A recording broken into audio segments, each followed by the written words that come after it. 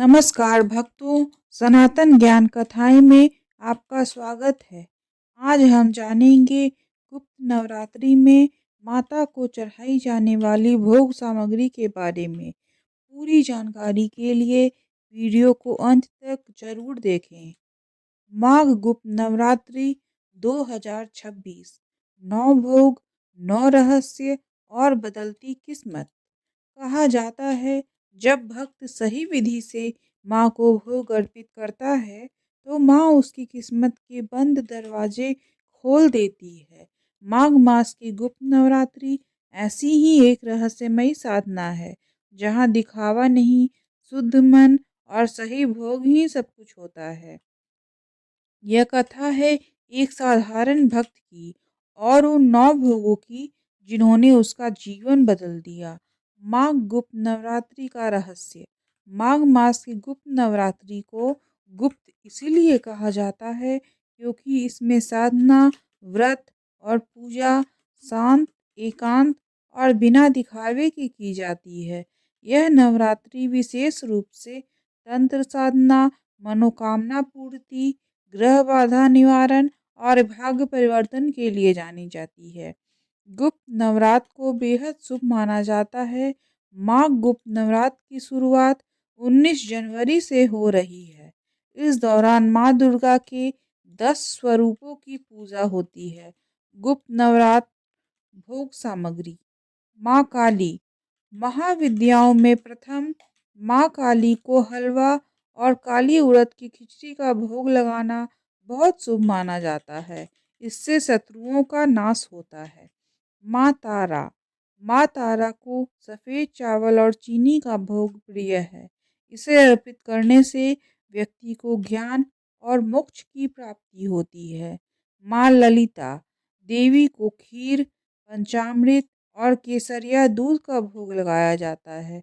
इस भोग को अर्पित करने से जीवन में सुख शांति बनी रहती है। माँ भुवनेश्वरी। माँ भुवनेश्वरी को पके हुए ताजे फल और मिठाई अर्पित करना चाहिए। इससे समाज में मान सम्मान मिलता है। माँ छिन्नमस्ता। देवी को उड़द की दाल प्रिय है। ऐसे में इन्हें उड़द की दाल से बनी चीज़ें जरूर चढ़ाएं। ऐसा करने से कोर्ट कचहरी के मामलों में विजय और साहस प्राप्त होता है। माँ भैरवी।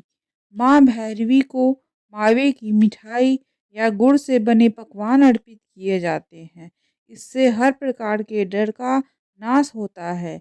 माँ धूमावती। देवी के इस स्वरूप को नमक वाली चीज़ें जैसे बड़ा या कचौड़ी चढ़ाना शुभ माना जाता है। माँ बगलामुखी। माँ बगलामुखी को पीली चीज़ें का भोग लगाया जाता है जैसे पीली मिठाई, बेसन के लड्डू या फिर केसरिया भात। कहते हैं इससे शत्रुओं से ना छुटकारा मिलता है। माँ मातंगी।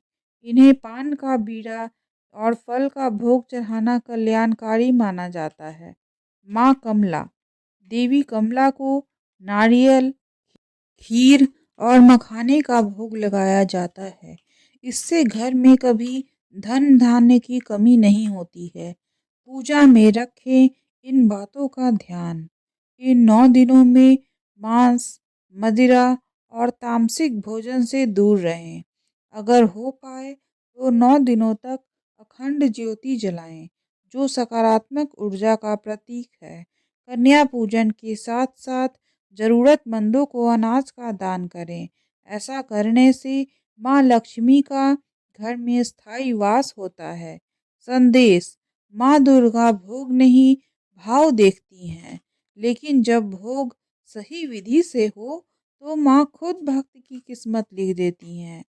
अगर आप भी चाहते हैं माँ की कृपा तो इस माँ गुप्त नवरात्रि में 9 भोग, 9 नियम और सच्चा मन जरूर रखें।